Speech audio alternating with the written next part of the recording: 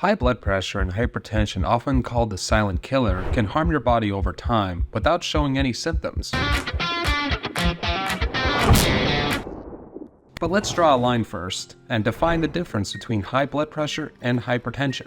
Blood pressure is a measure of the elevated pressure in the body. Normally, it is our goal to keep blood pressure below 120/80, and our heart rate between 60 to 100 beats per minute. However, this can vary and depend on different kinds of health conditions or heart problems.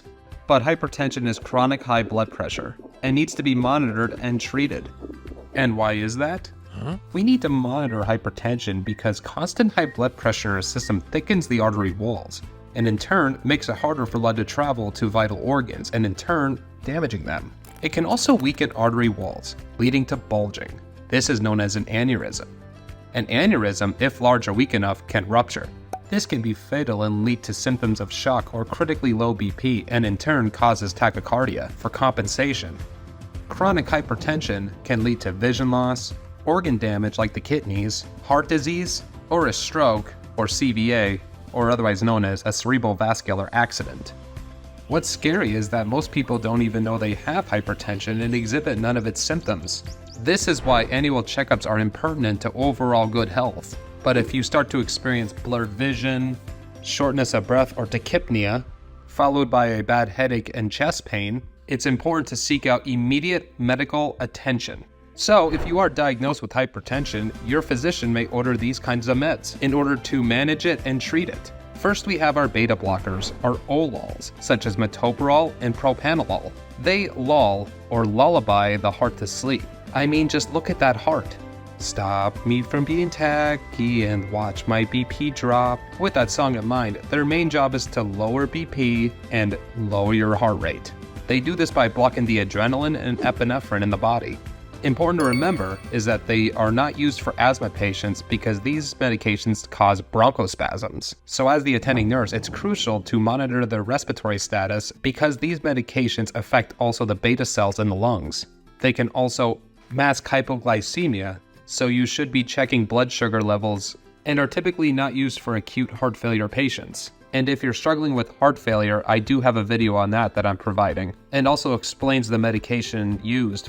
Next, we have our calcium channel blockers. These end in mil, zem, and pines. Like mil for verapamil, zem for cardizem, and pines for amlodipine, but not the zapines. These are examples of atypical antipsychotics like olanzapine or clozapine.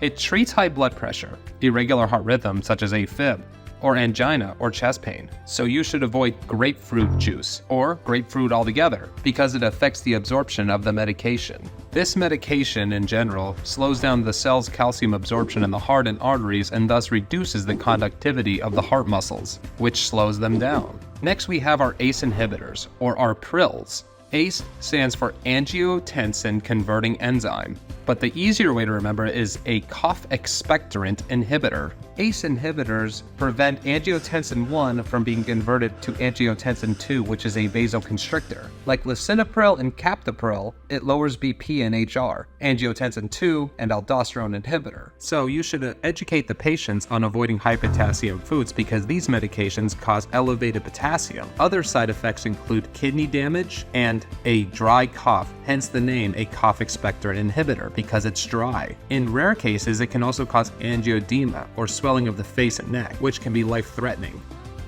So if the patient experiences a dry cough or other side effects, we have to move on to our next medication, which is our ARBs, angiotensin receptive blockers. These are our sartans, or as I like to think of it, our Spartans that are blocking that angiotensin into our cells. Common medications include valsartan or losartan. Interestingly enough, studies have shown that irbesartan or avapro are slightly better at managing high blood pressure than our ACE inhibitors and cause less side effects. And because all these medications aim to lower and keep the BP and heart rate in the normal range, sometimes it can lead to hypotension, low heart rate, and dizziness, especially when standing. This is known as orthostatic hypotension. Patients can reduce or stop medication through lifestyle changes. That includes reducing salt intake, limiting and avoiding alcohol intake, weight loss or smoking cessation, and engaging in regular physical activity, such as a brisk walk. So, it can safely be said, blood pressure can be managed through a healthy lifestyle and/or with the proper medication or treatment. Thanks for watching. If you found this video useful, don't forget to like, share, and subscribe for more medical information, and to really help you on your next exam.